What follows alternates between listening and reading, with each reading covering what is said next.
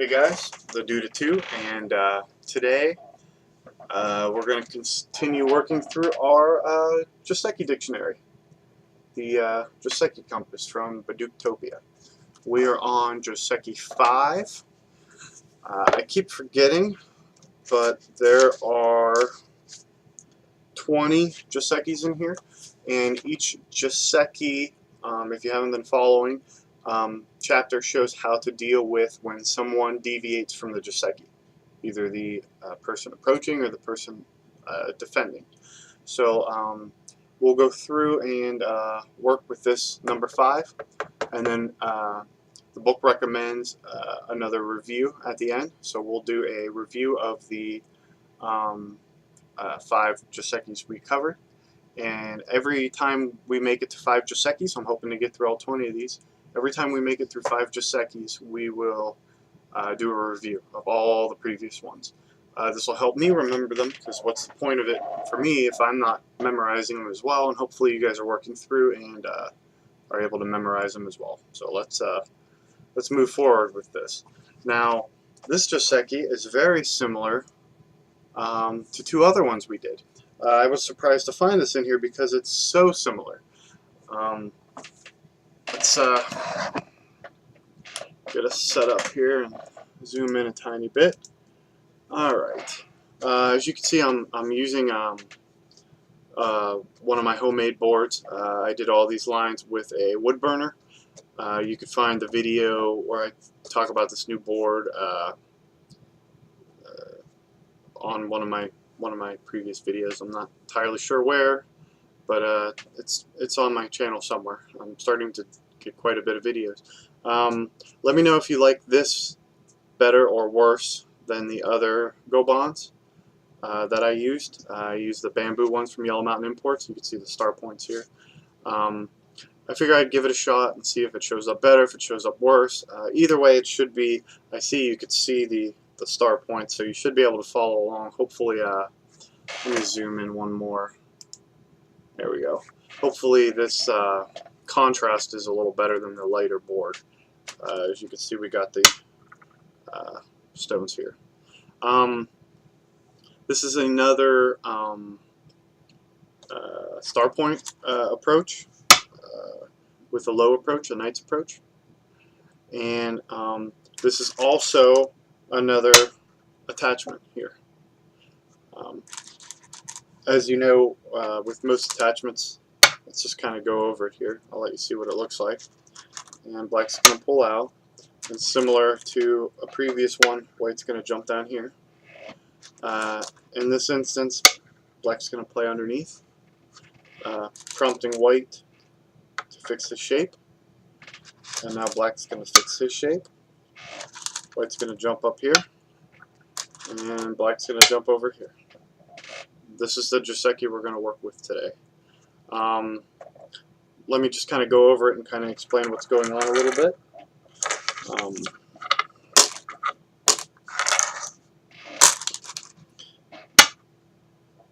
This is the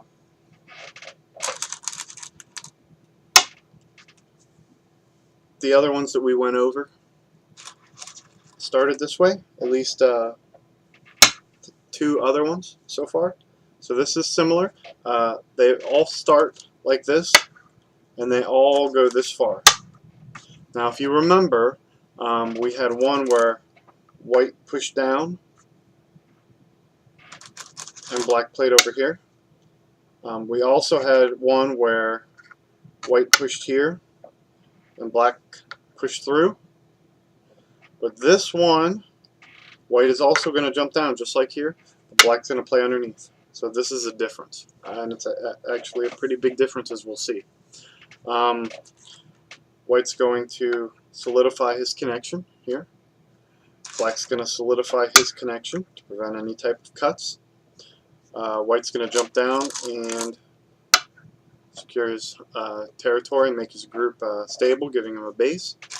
And black is extending from the wall, which is standard practice in joseki and in the game itself. So Why does it play out this way? Why the solid connection here? Why not play a move like this instead, right? Or jump back here, right? Well, these are the things we're going to learn coming up next when we go over the mistakes of the joseki. So play through it a couple times, make sure you understand this, and then let's see what happens when someone deviates from it. So the first deviation that we see, let's start through it and see if you notice.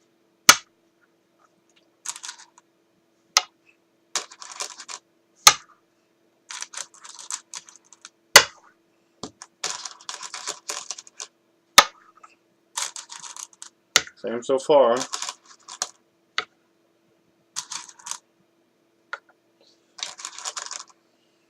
Okay, so black figures, instead of this secure block here, let's move out here. Maybe it'll make this a little safer, case of cut, something like this. Well, here's the problem. White gets this nice hane here. Secures up his territory, and black is probably going to answer right here, right? Because to not answer would really mess with black shape a little bit. And so that's the difference, right? White has a forcing move. It's not a major forcing move, but it's a forcing move, right? White could play this hane, and then this black stone plays down. So white gets a free forcing move. If black would have simply connected here, and white plays down here, so what? I mean, white needs another move to even get anything out of that, right? So, I mean, and even then, it's like a gote move. It's a major slow endgame type move. So, if black does this, white could play here, and then black has to answer, and white just made himself a little stronger at the expense of black, and it was free. So that's why we don't deviate in this way. Okay. Let's try again. See what happens next.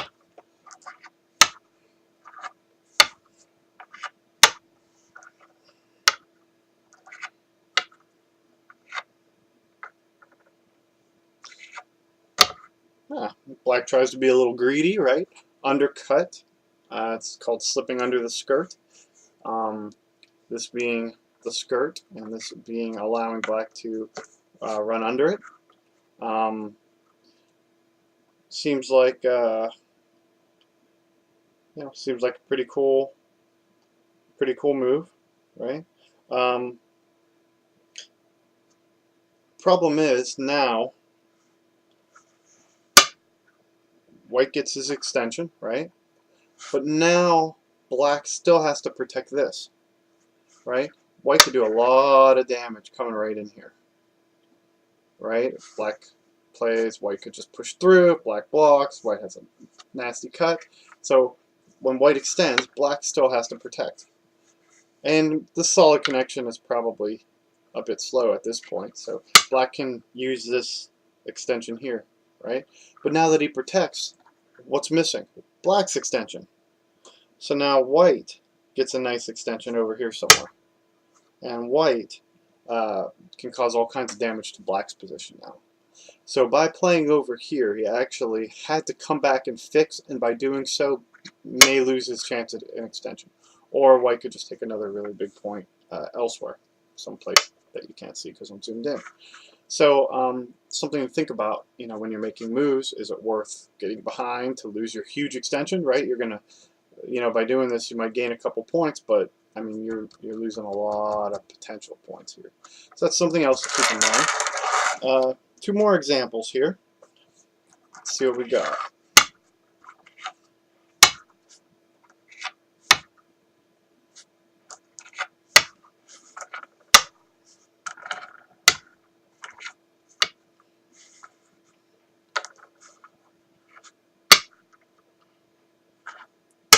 White says, screw it. I'm invading right away. Forget my extension. No big deal.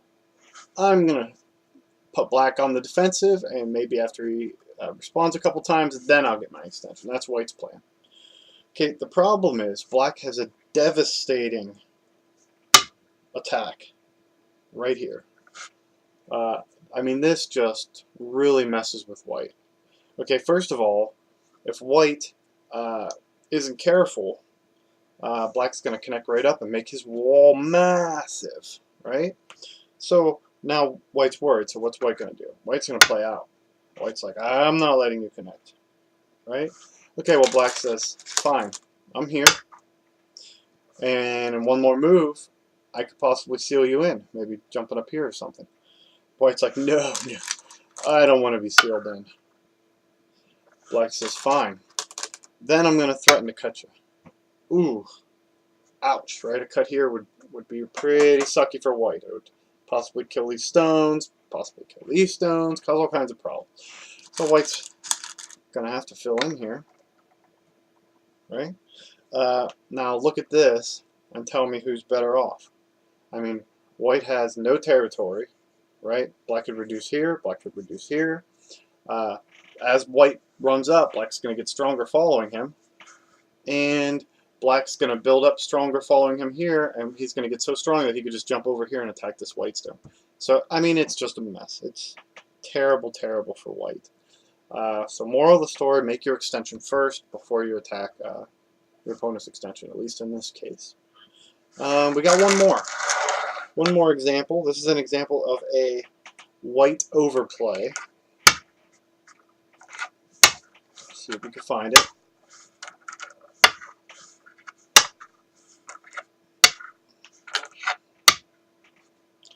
Now white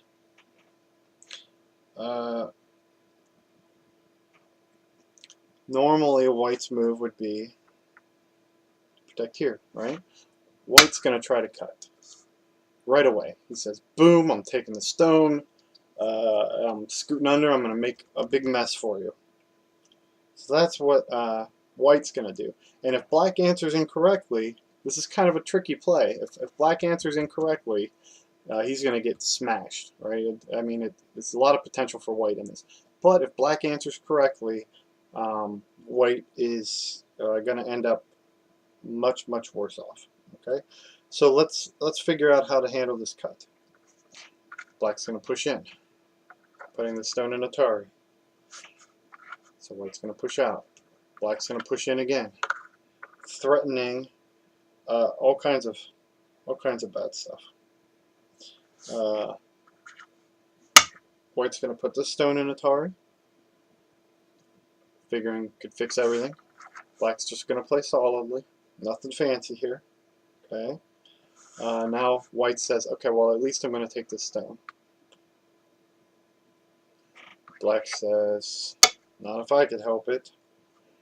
Now, if black gets a move over here, he'll capture the two white stones. White stones don't want that. White pulls down.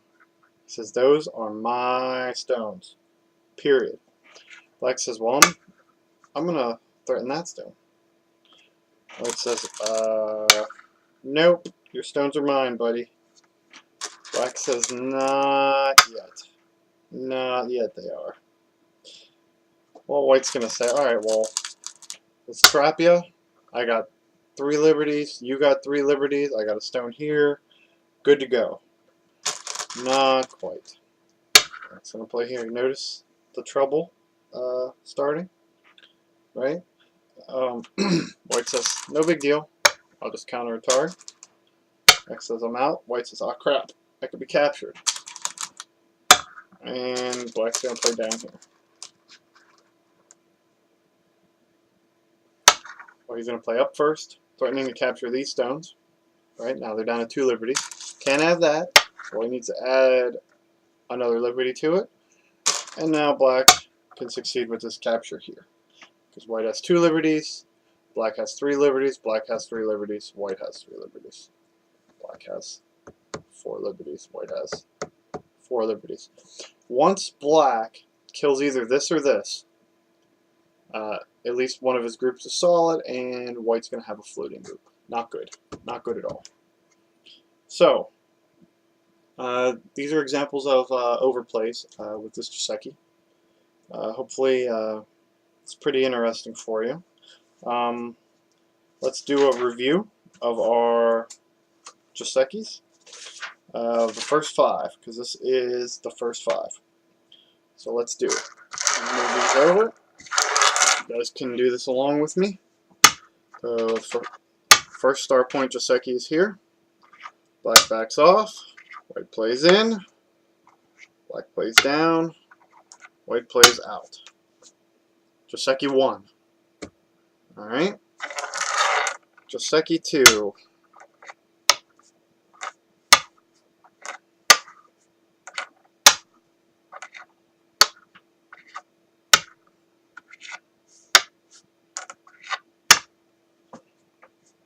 Or here. Either one's fine. Both are joseki. Joseki 2. Joseki 3.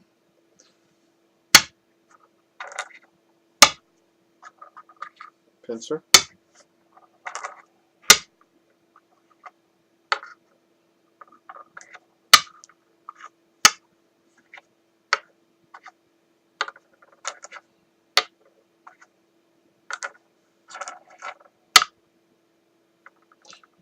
This is joseki 3.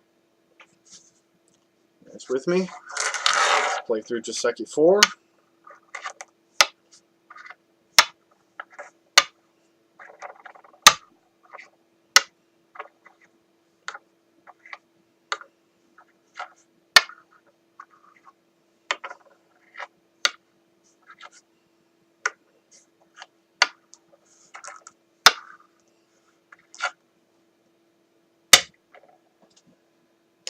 That be joseki 4.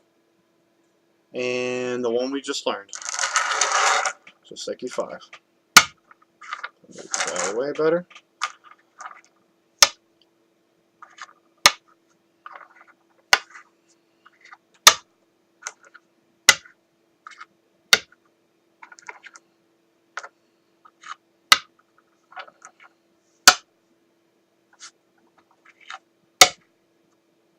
Joseki 5. So we have successfully made it through 5 joseki from joseki compass. Let me zoom out so you guys aren't staring at me too close. Kind of weird. I've really enjoyed this. I feel like my games have gotten stronger. I find that in my games, if I have a good strong opening, I usually have a good strong middle game. If I have a weak opening, I have a weak middle game. And what will help you with your opening is your joseki knowledge.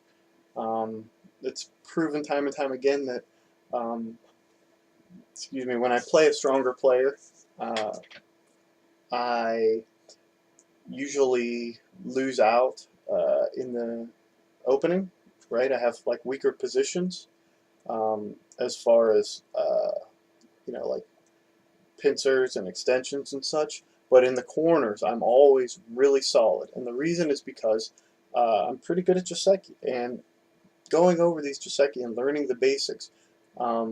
Each joseki we did so far taught a couple different basics. The way the textbook is set up is that you learn how to defend against certain cuts with certain shapes. You learn about first and second and third line. You learn about order. We learned in this joseki that if you move your stone underneath another group of stones, you need to be sure that before you go taking away somebody else's base or going attacking somebody else, make sure you have a proper extension or a base yourself, etc. I mean, every joseki taught a different shape, taught a different theory, a different concept, and I think that's pretty awesome. I think you got to get at least a little stronger if you work through all these joseki with me and step by step them. So that's the goal. I'm hoping, I really feel like I've been getting stronger, so I'm hoping you guys playing along with me, if you could remember these or try these in a game. Somebody's bound to mess up, and when they do, you should be able to at least kind of remember what happened and respond to that. And once you respond to that, you should have a pretty good idea of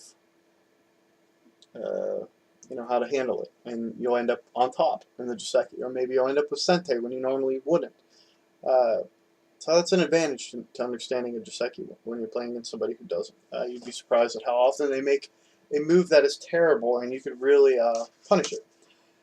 So as always, I'm gonna look ahead and figure out what the next joseki we're gonna learn is, because I don't know.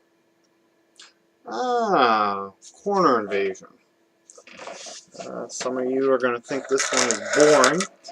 I'll do it real quick, and then all right, let's see. Wrong corner. All right, let's see.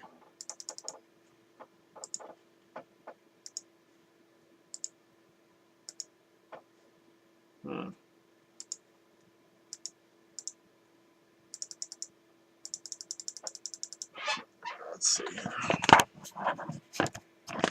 Sorry about this, guys. I think it's obvious right now to my listeners that I am not a professional.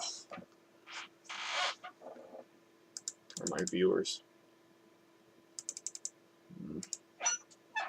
Almost got it. Okay. Here's our next joseki we're going to learn. Straight up invasion.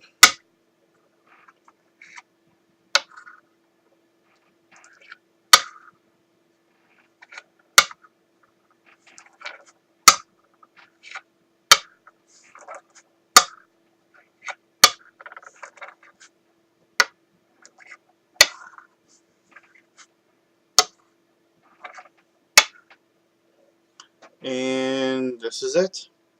This is our straight up invasion. This is joseki 6. There are 8 examples of joseki played incorrectly, so I'm real excited about that. The 3-3 invasion is very common, and quite often I mess it up and end up giving the person who invaded in the 3-3 sente. And I'm pretty sure if you invade the 3-3, you're supposed to lose sente. One of you stronger players can correct me on that, but most of the time I think you lose sente, or you're going to lose more territory. But in this instance, you do lose sente. White invades I'm sorry. See, I did a whole video without messing up. Now I messed it up. It seems like White invaded and kept sente in this instance. So there were times when I invaded and I did not keep sente. That's better. And so and there were times, maybe not so much now, but when I came pretty close to losing my group, and I think all you guys when you started can kind of remember how scary it was to invade in the 3-3. Get somebody who's pretty good at killing groups, because you're like, man, it's not a lot of room to maneuver. So hopefully this next joseki be a good refresher to the stronger players, and a good introduction, to the intermediate beginner players. And hopefully this will make you more confident to where you're just like, all right, let's jump in this 3-3. I see it, let's do it. That's kind of how I am now. But I'm sure after going through this, I'll be even stronger at it, so I'll be much more likely to do it. So that's it. Hopefully you guys enjoy the video. I'm slowly gaining members, subscribers, and I'm slowly losing subscribers. I'm guessing I'm losing you because you're stronger than me, or I'm covering things that are too basic beginner. Or maybe you want more reviews, something like that. Just let me know if there's something you don't like about these, and I'll try to mix it up a bit. But I've got a lot of positive feedback about this working through the joseki. I'm learning a lot, so hopefully you guys are too. That's about it. Take it easy, guys. I'll see you for joseki 6. This should be an interesting one. Have a good one. Later.